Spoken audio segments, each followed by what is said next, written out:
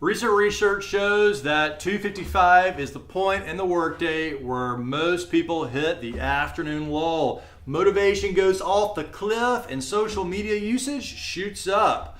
So what can you do with this time at 2:55, or maybe it's a little bit different for you, for me it's at 3:30, but to make this unproductive afternoon lull much more productive? It doesn't have to be complicated. Just make a few slight modifications and you can make this unproductive time much more productive, build more momentum for your workday, and sail into the rest of your afternoon with that feeling of satisfaction. So, a couple quick ways to do that. Number one is add movement to the afternoon lull. Here's how I do that a lot when I'm in my home office. I use a stand-up treadmill desk. As you can see, I'm walking on it right now. I'm not huffing and puffing, thank goodness. I've got a nice slow setting.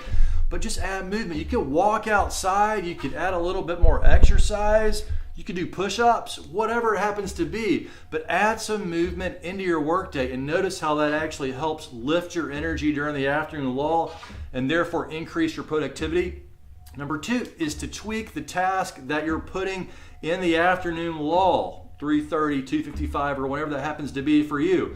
And so for me, I like to focus on making sure I've got maybe a one-on-one coaching client, I've got a presentation I'm making, I'm doing training, I'm preparing something that I really am invested in.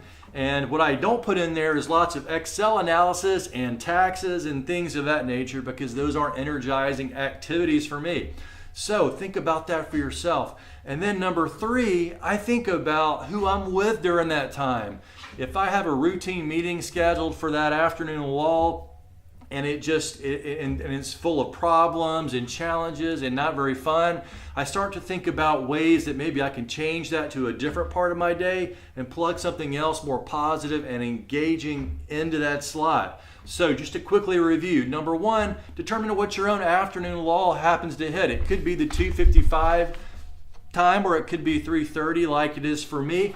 And then number two, think about what you can do to tweak it. So number one, again, think about adding movement. Number two, think about how you can modify the task that you're doing or the meeting that's happening. And number three, thinking about who you're with during that lull and how you can make that much more positive for yourself. So stay tuned also for next week, because I'm going to be talking about how to decide what to do next. Looking forward to sharing that with you soon.